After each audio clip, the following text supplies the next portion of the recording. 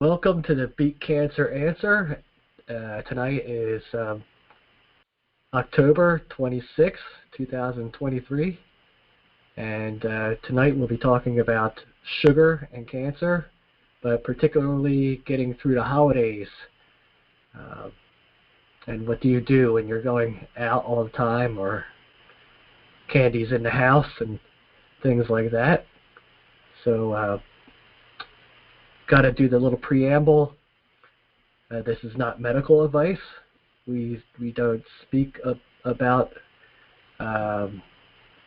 medical ways of doing things. We talk about health and how to put your body in the best possible state for healing in terms of cancer and in general. And if your mic is on and there's noise in your background, I will have to mute you. To unmute yourself on the phone, you just hit *6, and to mute yourself again, you hit *6 again. That way you can get your questions asked, and if you're on a computer or a phone app, there is a little icon that looks like a microphone, and it says mute next to it, and when it's got a little red X through it or a little red cross, that means you are muted, and when it's blue, that means you're hot. So let's get started. So I brought up the topic, and we all know that sugar is cancer food. And for the people that don't know, when you get PET scans to find cancer, it's an irradiated fluid with sugar in it. And the way they see it in the PET scan is that the sugar is being consumed by the tumors. So that's where it glows red or whatever it glows in the readout, and that's how it's done. It's literally feeding the cancer, and that's how they find it. So it's kind of crazy to people in the holistic realm to believe that oncologists won't at least recommend getting on a diet that doesn't include sugars or foods that convert very easily into sugar, like breads and other refined carbohydrates like that. So I'll go ahead and open up for the coaches to speak to that a little bit, and if anybody has any ideas how to get through the holidays and keep your diets up, that would be great. I know we got Forrest on. He's really into the natural ways, so he might have some some good recipes for the holidays, and feel free to speak up. So I will open up the lines, and go ahead, feel free to unmute yourself. You want to start us off, Maya? Okay. I was thinking maybe someone else would start, but okay. Yeah, the sugar is a bad one, I would say, not only when it comes to cancer, but to so many different conditions. It creates enormous inflammation in the body that triggers cancer in the first place. And besides feeding cancer cells, sugar also creates an environment for cancer to, as we know, like cancer doesn't like oxygen, but it creates its own oxygen with a process of lactation, and sugar helps that process. It's basically when there's a process of, let's say, fermentation, to understand better.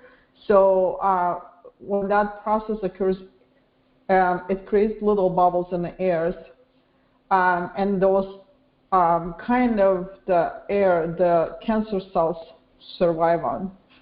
So the sugar helps it promotes that lactation process, because there's a higher level of carbohydrates and all of those things that when it comes to sugar. How can you avoid sugar? It's a hard one, because addiction to the sugar, I think it's number one addiction, worse than alcohol, I would say, or any other drugs out there. Sugar is very addicted. How can you avoid it? There's so many ways you can avoid when you know what you're doing. Recipes, eating more of a plant-based. It's so hard for me to put the mind together right now, but I use, for example, beets as a sweetener. I would use like I would make a dishes that the sweet vegetables, carrot cakes, or something that the stuff that has a sweet in them, the vegetables that has a sweet in them. You can create like ice creams with them, the popsicles, the cakes. Um, like in my household, we don't buy even sugar, but we're not depleted in eating this like a desserts. Our family is not depleted eating desserts because we create um, the stuff that does not have sugar. If you look around the internet, there's a lot of people are posting a very good recipes out there, cancer-friendly recipes and um, what can I say, and stuff like that. There's so much information out there if you want to look and go healthy, especially during the holiday season. And the most importantly, you have to remember, we always say, oh, only this holiday season I would do it, and then after holiday I would go on a diet, I would take care of myself, and all of those things. You don't have to go to the point to take care of yourself after the holidays. You can prevent that. Um, by just looking around, researching. I wasn't ready. I kind of did put the But stuff that's together. okay. Yeah, That's put you on the spot. saying what I remember off of my head right now. Yeah, but I'll be open to the questions if if people anyone has any questions they would Yeah. like to ask. But the sugar is it's not only there's so much about sugar you can read it, and there's so much studies done on sugar that is just basically destroys the body.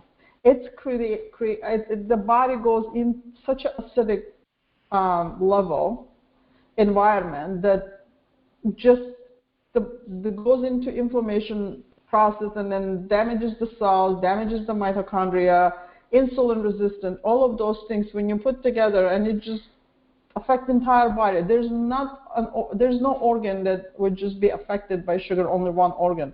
It just affects the entire body. So, and when there's a damage to mitochondria, then there's a damage to DNA, and that's where the cancers start growing. Yeah, and you really nailed it, Maya, in talking about how it's the number one addiction, at least in the country, in the United States, and probably the world, because it's everywhere, and so many people pay no mind to it.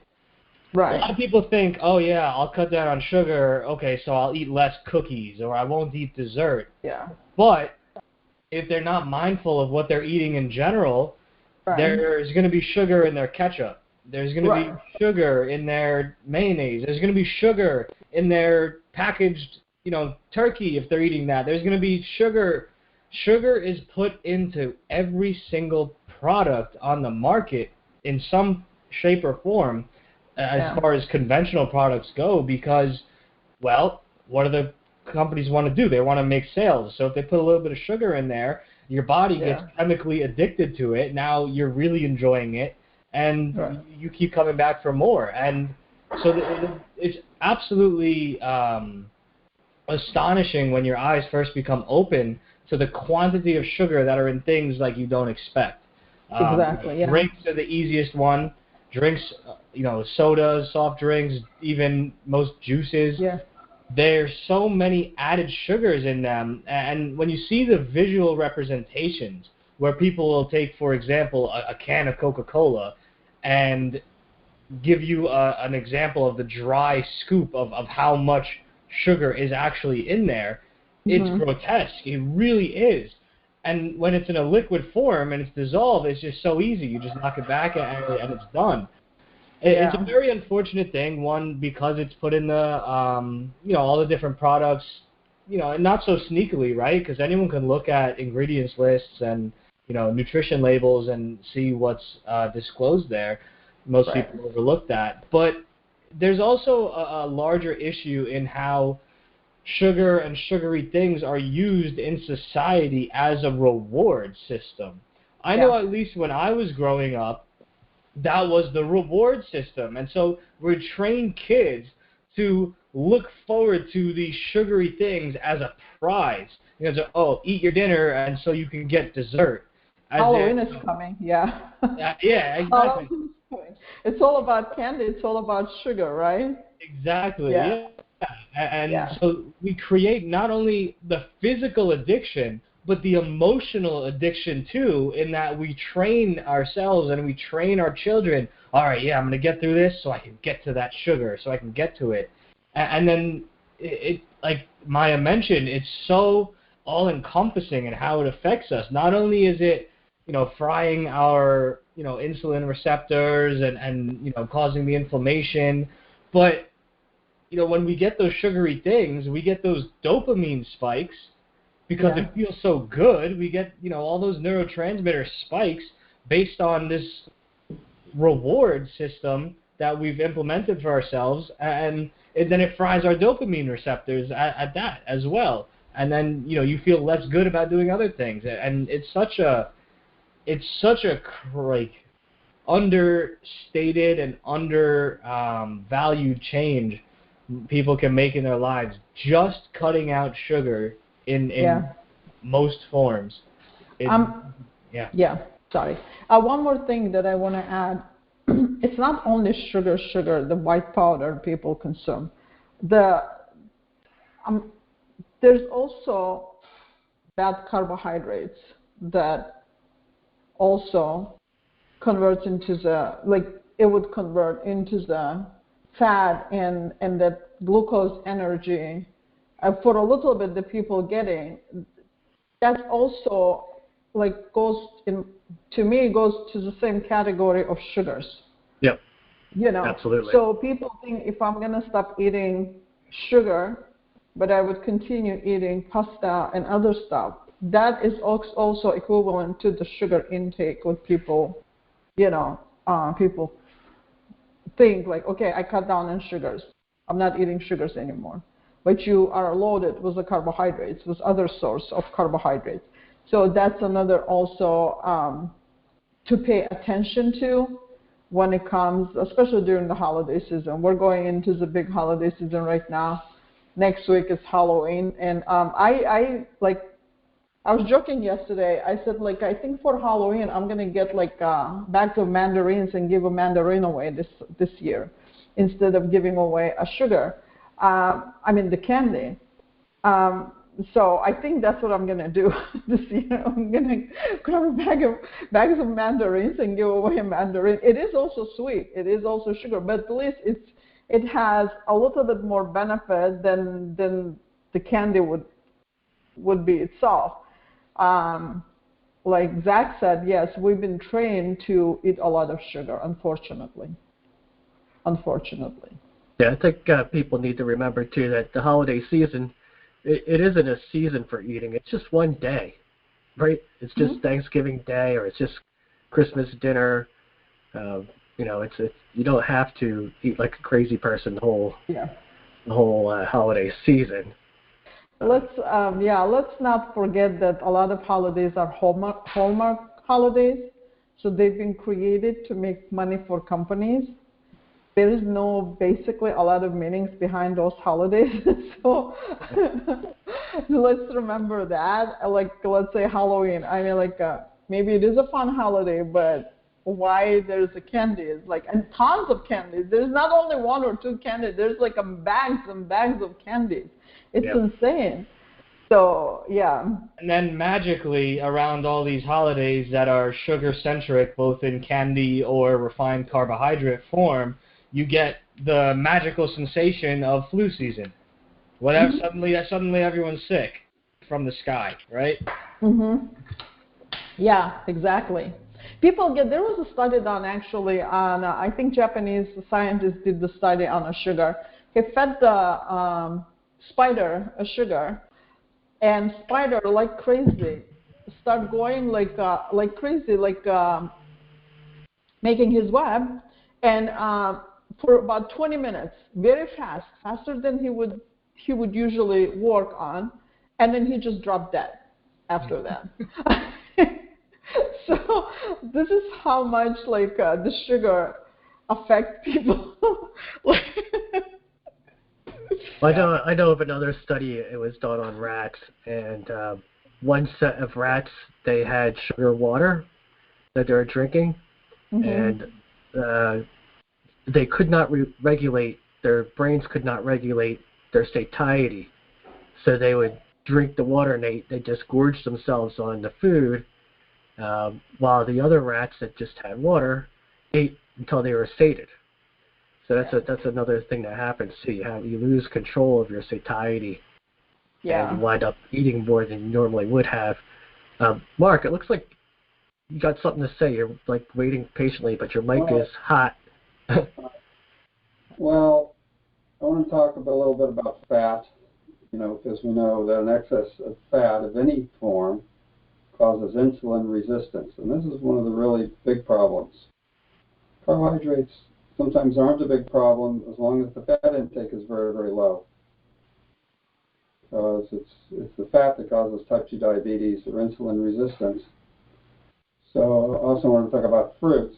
You can pretty much eat any fruit you want. Whole fruits are perfectly fine. They do not raise blood sugar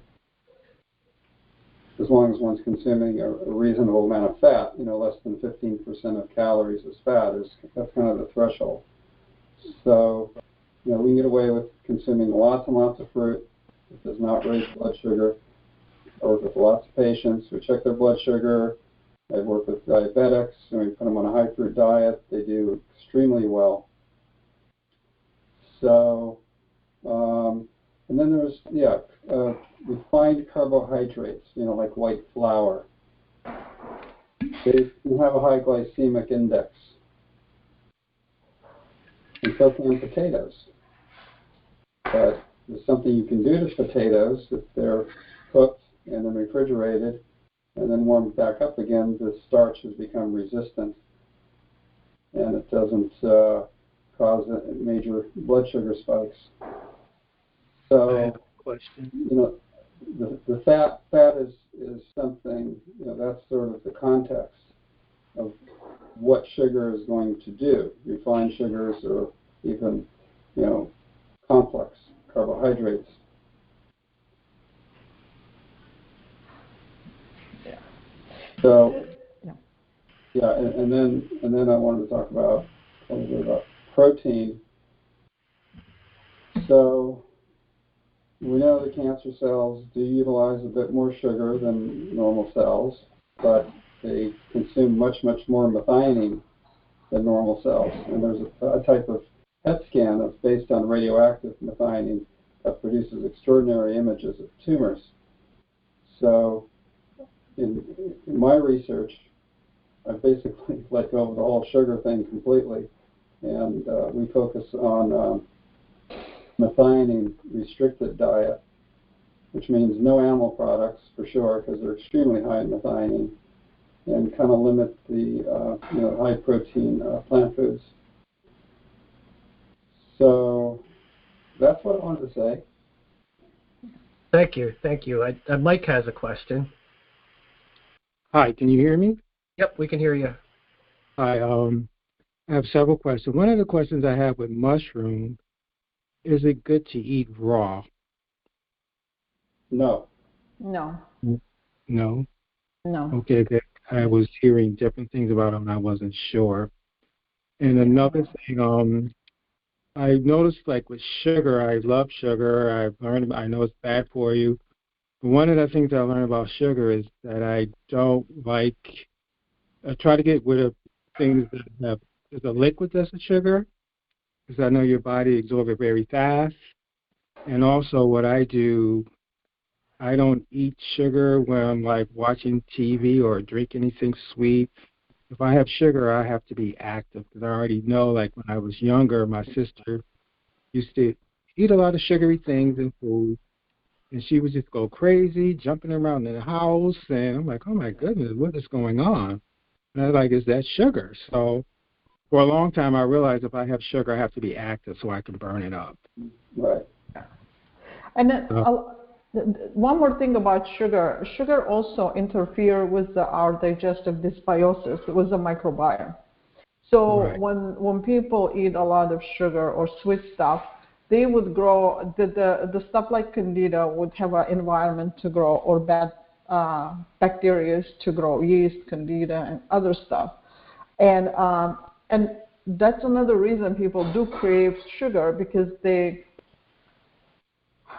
level of candida is high or yeast are high. They need something to eat, so they kind of like, if they're dominant in your system, you will crave sugars. You'll crave carbohydrates, and you would want to eat them all the time. So that's another thing that's a fact. And the brain goes wild because of that microbiome. There's a reason that they talk about a lot nowadays, gut-brain axis. There's so much that those bacteria, they do communicate with our brain. There's a neurotransmitter that goes back and forth. So when there's a yeast dominant, the brain would get the signal that they need food. So, and then people get this craving for sugar. People who have candida overload, somehow they crave a lot of carbohydrates and sugars.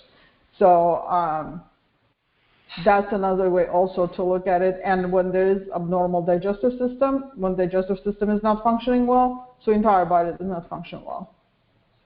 Also, I'd like to speak to the energy thing. Some time ago, I went on the low glycemic diet, the type 2 diabetic type low glycemic diet. We were working with people in doctors' offices doing that, so I wasn't going to put them through it if I didn't do it. And for about 2 weeks, I was like in a hangover state where my energy was really low. I was getting headaches all the time.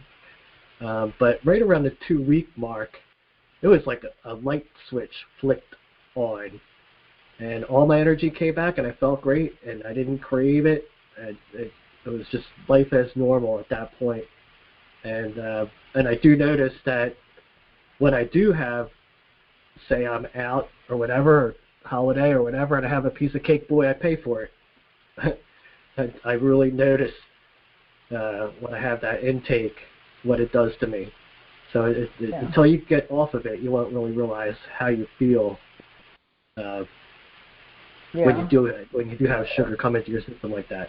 Yeah, it's definitely a process. I mean, you can't expect your body to go from receiving spikes of sugar on the daily or, several times a day that it has come to learn it can rely on for that short burst of energy, and then all of a sudden not give it that, It will find the energy to keep you functioning, in your fat stores or elsewhere, but if, you can't just overnight make that switch. Maybe, if you're strong in the mind, you can say, I'm not eating anymore, but your body's going to take some time to catch up. And on the other side of that hump, it's really good. That's a trip that I've been down a handful of times because, as someone, like I was mentioning, that got raised with sugar as a reward system, there's been a lot of times where, okay, that's getting a little out of control. Let me stop that. And yeah, it's rough. It's rough for a long, like you said, maybe a week, 2 weeks,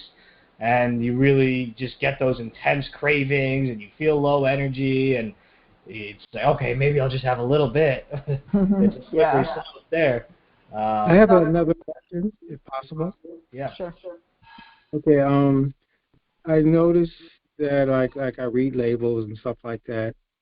Sugars have a lot of different names. I realize I don't know how many different kind of sugars there are out there, and also I do like a challenge of myself. I would say I'm not going to eat sugar for a week or 2 weeks, and I notice when I eat eat anything sweet after those 2 weeks, it's too sweet for me. So I'm training myself. I'm like, wow, let me do a challenge, and like everything is too sweet for me now. Like I have to water things down, or eat half of it. So that's one of the things I do that really help me out. But yeah, how many different kind of sugars do they have? As far as I know, about 15 to 20 Wow. different names. So what I suggest my clients to do, just when they read the labels, ingredients on the boxes, said the things has to be very clear. Like let's say potatoes, orange, sugar, or you don't want to go with any, high corn fructose syrup, maltodextrin, or whatever, dextrose. All of those names are, when it comes to sugar, is those are all sugar basically, but they have a different names for them. Just to avoid what you don't know. Just go with the ingredients that you know, that it grows on a tree or it comes from the earth. That's all I tell them basically, with the names that you're familiar with. Because it's hard to go with the labels. A lot of people don't even know what the reading labels are. Something like that even exists. We just moved to a new place like a couple of weeks ago, and when we moved in first day, there was a box of root beer someone left behind. So we took it out of curiosity. I was like, let me read the ingredients in the root beer and see.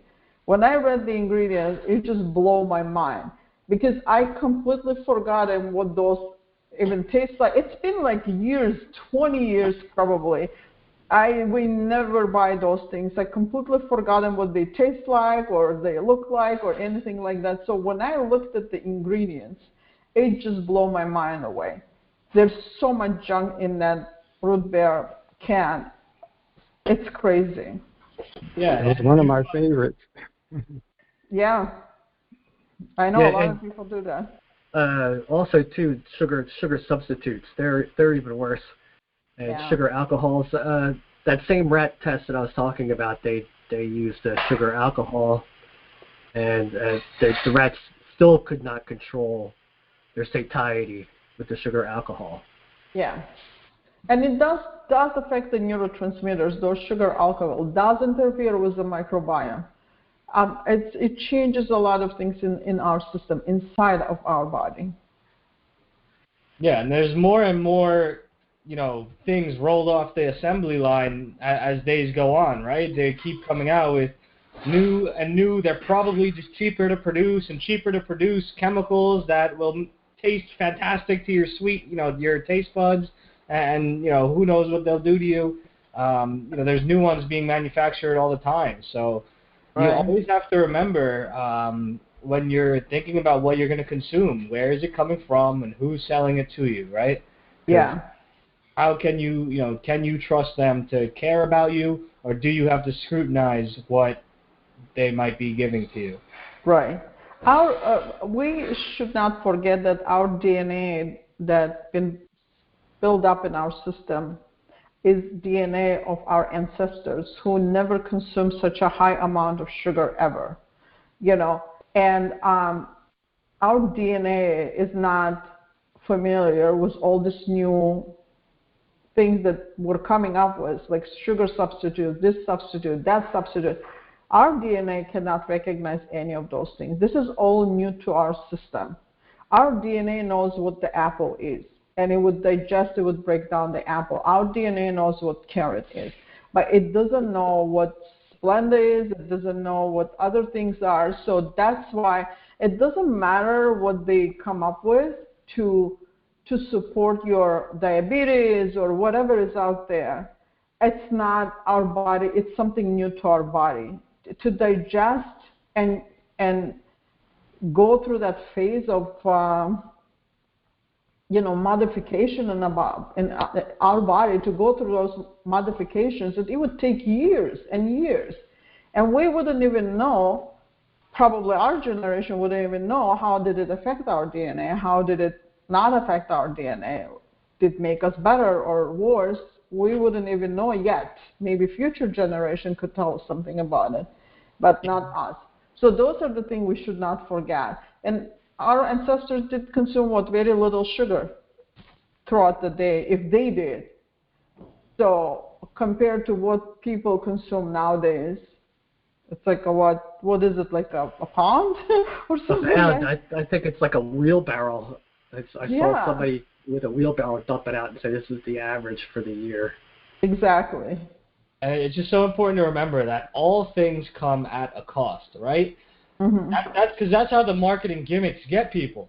with these new, chemical sweeteners or different things that they try to purport. It's, oh, this is sugar-free, 0 grams of sugar. Meanwhile, Right. there's, 50 grams high fructose corn syrup.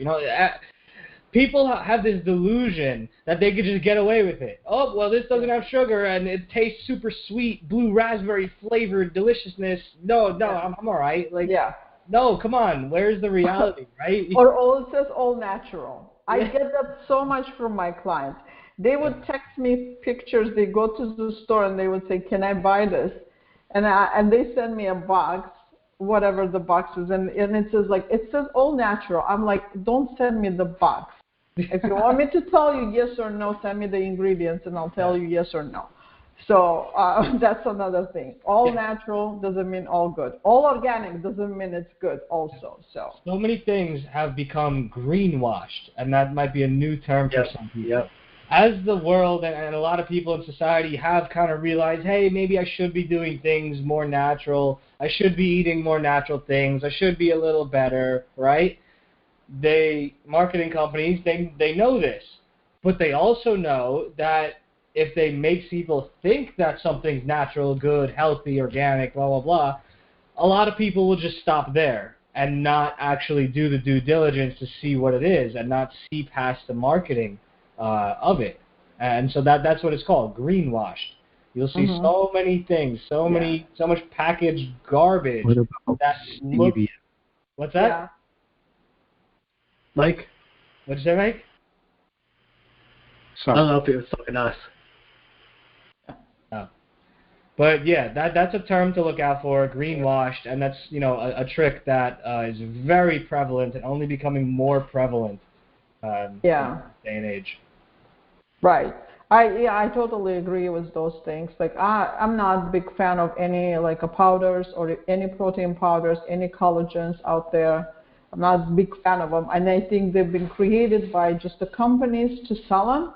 They come up with the thing that our body needs, that our body needs those things, and we have to use them, and including like sugar free.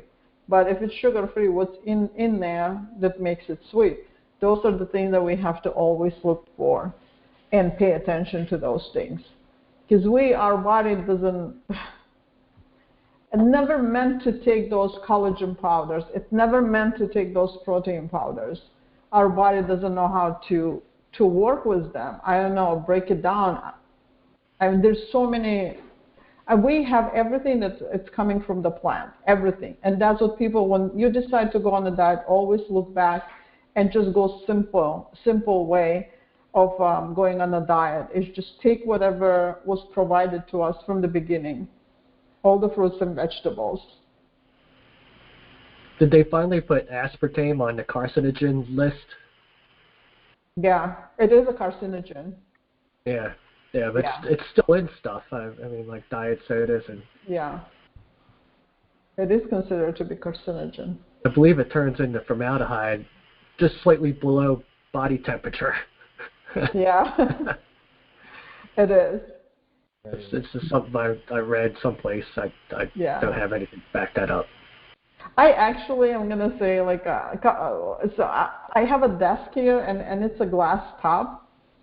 So it's a small desk. So I want to get a larger desk where I can have my microphone, my video, and everything like set up, so I can like work. And I went to Home Depot. I thought I would just buy a big nice wood piece and then bring it and just put it right over on the top of my desk.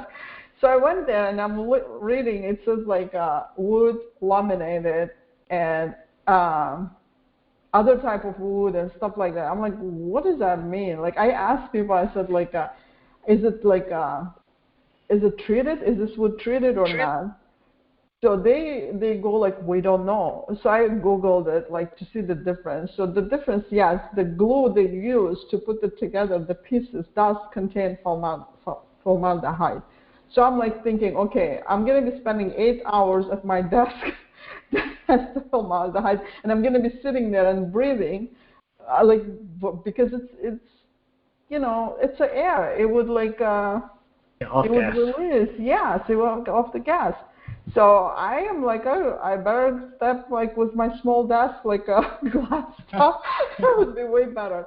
So why did I say that? Because you have to pay attention to everything, especially when it comes to cancer. If you're diagnosed with cancer, or if you're dealing with cancer, or someone in the family diagnosed with cancer, everything needs to be paid attention to, where the sources of toxins are coming from.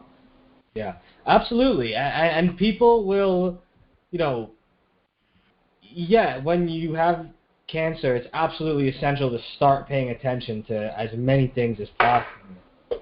But, you know, it's also important, if you don't have cancer, to pay attention to as many things as you can to optimize your health, so that you might not find yourself in that situation of having cancer that perhaps otherwise you were on that trajectory, you know. But you'll start making changes in your life, or being mindful of certain things, and people look at you like you're nuts, you know. But well, you know, it's people are so used to being reactive, and that being the normal path of just la-di-da, do whatever until, oh, now I'm sick, no, I guess I should do something now.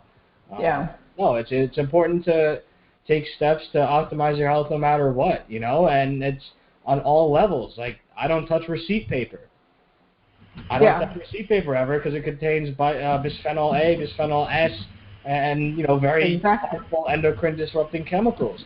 So I have either little, you know, thumb finger covers that are a pain to carry around and make sure I have on me if I'm going to buy something, or I'll even have, you know, gloves, you know, just some cotton gloves, bam, bam, bam, put it in my pocket, you know, put it in a bag, be away with it. And people look at me, because, yeah, I'm sure it looks strange, right? Who's this? Why is he putting on gloves to get his receipt? Yeah. What, is he weirdo? Yeah, I mean, hey, but I know my hormones are in check. So we had a question about stevia, and I believe that's not good either. No, it's not good. It's actually interferes with nerve cells, and it damages the nerve cells. Stevia. And is that only a recent discovery? Because I think some time ago, maybe a handful of years ago, stevia, you know, kind of really blew up, right? Yeah, it was, but no, I've known about it for about 5 years or so. Yeah. That stevia is like does cause neuro damage. So because it's extracted, that's again, it's extracted. If you use the plant itself, you're not gonna get damage to the cell. But when the things are extracted, they extract only one formula from the plant, right. And then they isolate that. And it's the same thing when it comes. It's my personal observation and understanding. Like, let's say bromelain, right? The people say, oh, bromelain is anti-inflammatory. It's very good, and then people go and buy bromelain, and then they use, and then a lot of people don't get effect from it, because, like, for me, I would rather eat pineapple itself, where there's a source of bromelain, because pineapple has so many different other enzymes and compounds. They support each other, because the way it's been created, they support each other. Maybe we need those compounds for bromelain to do its job, not in isolated form. The same thing with the stevia. We like the stevia, maybe if we use the leaf itself, it's not going to cause a damage to a nerve cell, but having isolated form of it, like it does. So what might be good sweeteners? Just organic raw honey, maple syrup? Yeah, maple syrup, honey, all natural. They've never been changed. And coconut sugar I use sometimes. It has I'm hearing there's some controversy about agave. Yeah, I don't use agave. It's high glycemic index, so I don't use agave. Yep. Like, I use a little coconut sugar, and we use basically dates. If we make something, we use dates, and then coconut nectar I might use. So yeah, the awesome thing about dates is exactly like you were talking about before. The date sugar is dates in its whole form. It's not an extraction. It's not a piece of a plant. It's not a piece of a tree. Even the coconut, even the coconut sugar is a bit removed from its whole form. But date sugar is just chopped up dates, which is amazing. know. It does have a unique taste to it, so it might not suit everyone's recipes or taste buds exactly, but it's absolutely one of the best ones you could get because in addition to providing the sweetness flavor, it's packed with minerals. Dates have a lot of very good minerals. Dates also come in date syrup. Yeah. Which I'm not sure what the process of that is, but it's very delicious. Well, what I usually do, and dates are very sweet, so you don't need a lot of dates to use. They're sweet in nature.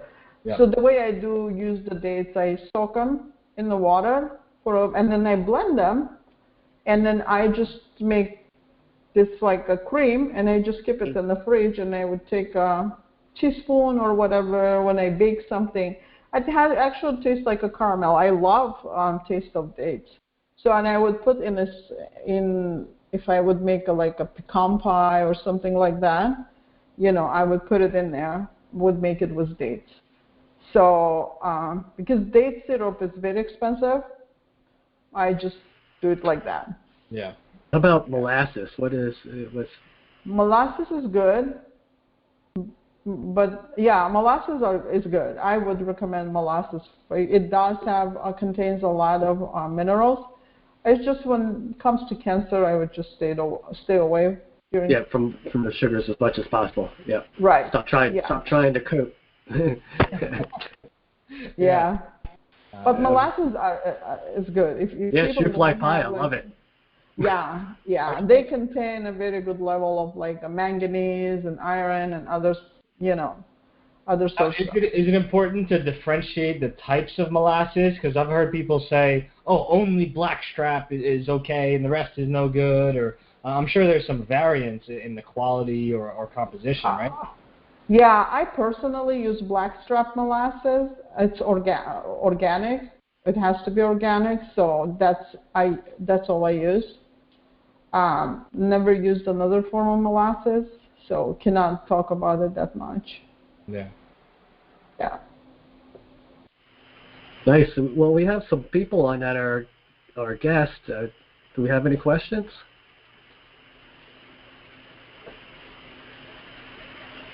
Kathy, Karen, anybody? I have a question. Sure. I've heard the best form of sugars to have is sugar that has fiber like fruits because it slows down the absorption of it. It gets rid of a lot of the sugar and the fiber, and it takes it out of your body. That's what my research says. Is the more fiber you have with a sugar, it helps take a lot of the sugar out of you. Yeah. Have you heard anything?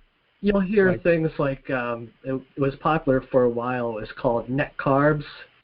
You'll see some packaging says net carbs, and typically what that is the amount of carbohydrates minus the fiber comes your net carbs, and that's kind of how they make that little formula. It is true that if you have, say, an apple that has sugar in it but lots of fiber, it might help.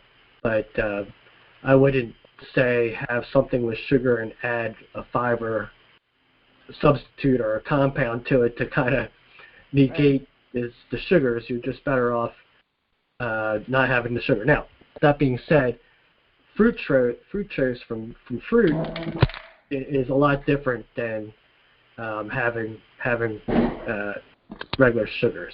And I'll let Maya get into that a little bit because she's a little bit more scientific than me. I just know that it makes a difference. Certainly when you have fibers with your sugar like fruits, it doesn't spike your insulin. So if you have something that has simple carbohydrates that are like bread, and even bread, they can't even call it bread anymore because it's got 5 grams of sugar per slice alone, not even including the fact that it converts into sugar on top of that. That will spike your insulin very, very quickly, but fruits will not. So I'll let Maya speak to that. Well, fiber is something that our body needs, and it's very good when we eat before our meals. Like if when we eat the fiber before the meal, it basically works as prebiotic. The friendly bacteria would start getting active, breaking down the fiber. And the fiber usually coats the lining of the small intestine. And then after that, when we consume the meal and then apple, the spike of sugar is not going to be higher than if we eat apple on its own on an empty stomach. Because of the yes, the apple does contain carbohydrates, but it's complex carbohydrates. It's not a simple carbohydrate. Simple carbohydrates, when it comes to pasta, all the bakery, all the sweet stuff, those are the things that as soon as it touches the tongue, it goes straight to the bloodstream. It spikes the sugar, and when it's that spike of a sugar is actually the worst thing that could happen to the body. When the sugar spikes like crazy like that, that's when the brain gets like so much damage from it.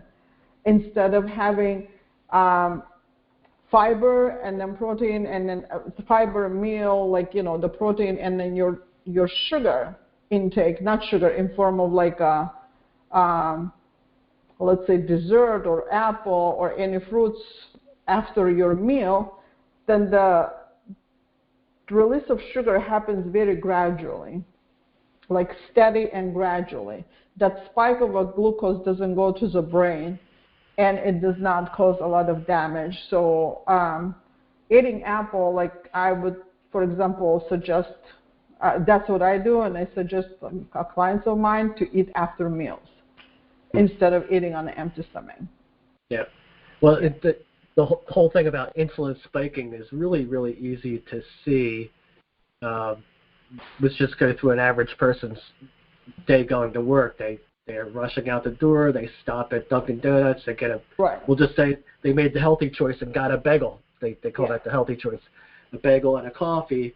Well, right around 10 o'clock, they're crashing on their desk. They're feeling tired, and they're ready for their next cup of coffee. And then lunchtime comes, they eat a hoagie, let's say, right? And right around 2 o'clock, they're crashing again. 2 o'clock, 3 o'clock, they're ready for coffee or something as a pick-me-up.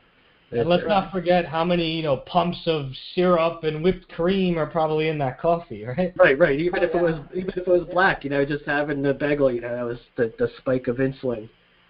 Yeah, spike of insulin is not bad for diabetes only. Spike of insulin is bad for everyone. It doesn't really matter if people have diabetes or don't have diabetes. So it's bad for everyone. Yeah. It's just this constant up and down. That was one of the things that we were doing in that low glycemic diet class, was teaching people to graze a little bit so they wouldn't be going through so many ups and downs with their energy levels. Because that's the thing with what Maya just said too, right? She said it's not just bad for people who have diabetes. Well, diabetes, the term, is just people that have done that so much, or the other behaviors that now they're so bad that it's called diabetes. But no matter what, those behaviors are sending you towards that. Now, is it bad enough to be called diabetes yet? Well, that's up to you and I guess your doctor. But that doesn't mean that that's not specifically sending you in that direction no matter what. There's also the medical phrase of pre-diabetes. Yeah, Syndrome X. Yeah, that a lot of people are probably living in. Because of the behaviors that get people with diabetes. Well, maybe you never get so bad or never get diagnosed. But if you're to look up, and again, it's easy to overly diagnose yourself based on what you see online. But if someone was to look up the symptoms of pre-diabetes, a lot of people might be surprised. Oh, I might have some of these symptoms. Maybe I should cut back on sugar. It's a good wake-up call. So yeah, I'd like to touch on real quick, because we're getting close to the end of the hour. Physical fitness. Now, physical fitness is great. Everybody should be on some sort of physical fitness plan. We have a society where 60% or more people are overweight to obese, so we really need to pick up our mass and move it. And but what I learned from 20 years of being a personal trainer, you can't out-exercise a bad diet. You just can't. You have to have both. And I'm sure Yvette would know that because she's very into physical fitness and works with people. You just cannot exercise enough to outpace a bad diet. So it's got to be everything. But I wanted to bring that up and move your mass during this holiday season. Yeah, I wanted to add to for what Zach said earlier. It's like I feel like people just need to be educated, and the issue that I'm seeing a lot is that people wait until the last minute until they are presented with a circumstance, whereas we really need to get them to educate themselves and to make that shift so they're not presented with that circumstance, or they lower that risk of being in that circumstance. But I had a speaking engagement over the weekend, and some of the things that I mentioned and the eyes that I got, they're so driven by convenience, as we all have been conditioned at some point. But it comes to making that change, taking that stance of, okay, let's stop here to understand and recognize what the market system is doing to engage us in the sugars and the products. I know one young lady, she said with her coffee, she says, oh, yeah, I'm cutting back on my sugar. I don't drink sugar anymore in my coffee. I just use creamer. I started laughing to myself, and I said, this was on a call I was on, and so the facilitator says, okay, well, what do you use? And she says, oh, it's just, coffee made caramel. There's no sugar. So she had to go grab it out of the refrigerator to read the ingredients. And she read the ingredients, and one of the things that I also mentioned in my speaking engagement is that you have to become familiar with reading labels. Read labels. Instead of just going and grabbing a product off the shelf, putting it in your basket and bringing it home, ingesting it, not knowing what you're actually eating, just, other than just reading on what the label says, what they want you to think is in it. But there are other things, tons of other things that they're putting in your body, chemicals. And as she read those things on that particular coffee-made caramel creamer, she didn't know what half of the things were. Yeah. And, people, I know in that audience where I was speaking, they just, I'll just have to get sick. I'm not, unless I get sick, unless I get diabetes, unless I get cancer, unless I get high blood pressure, they weren't interested in making those modifications. But, I think one of the things we have to really do is to get them to understand or encourage them not to try to do things overnight. It takes time. It's a work in progress once you start making, one modification at a time, a little here, a little there, and you'll find that your desires will change. You won't be interested in, like the one gentleman said, I believe, said, he has a low tolerance for sugar now because he started cutting back. And you'll do that with other tastes as well, but you have to make the start. You have to start somewhere. Exactly. You never realize how sweet fruit is until you start cutting out the sugars. Yes. Yeah. Go ahead. Sorry. One thing that I want to add is people think like until they get sick, they don't think that they don't cut on nothing. But there's the one thing though, the diseases start years before they indicate themselves, they show themselves.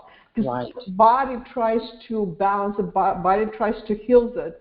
But when it comes to detectable stage, that is already when the body is screaming, that's it, I need help right now. So the diabetes starts 15, 20 years before. It even would show as a pre-diabetes. So cancer starts way before. Heart condition starts way before, years and years before. So people waiting until they're going to get like cancer, or they already have something in their system. That's what it is. Like, they have to pay attention to those things.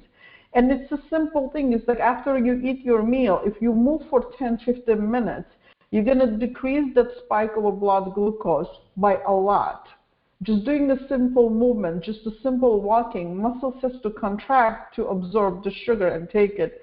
So just doing those simple steps that doesn't mean people have to go and eat a lot of carbs and then work out and say, oh, I worked out.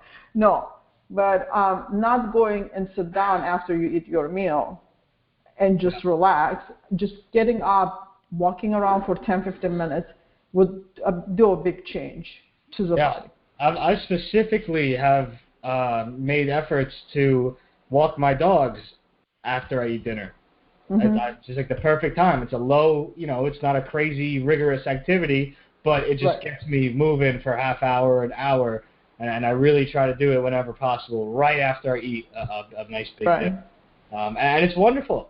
By the time I get back, I feel properly digested, properly energized, and ready to do whatever else I was doing, rather than just, couch potatoing after, and then it's like, oh, the food's sitting in me. Yeah. And the digestive works better when we walk after the meal. The process of digesting food way better than if we just go and sit down after that. I think people think that exercise is burning a lot more calories than it does. So Zach and I were working out together, and I was doing wind sprints. I don't know for how long, but it said my calorie count, and I said, oh, I can have half a low-fat yogurt now. Yeah. I mean, I was drenched in sweat. Yeah. Right. That's the calories is the worst thing I think people paying attention to. It's funny. I agree. I don't like them at all. I think it's all just it's a marketing gimmick. It's really a food exactly metric. It has nothing to do with food. But that could be a whole other conversation. Yeah, that's true. All right, we're coming up on the end of the hour. Coaches, please join us on the next call. If anybody has issues, doesn't have the contact information for the next call, just email me at cwagner@becancer.org, and we'll see you all in about 15 minutes. All right, thank you, everybody. Bye. Thank you.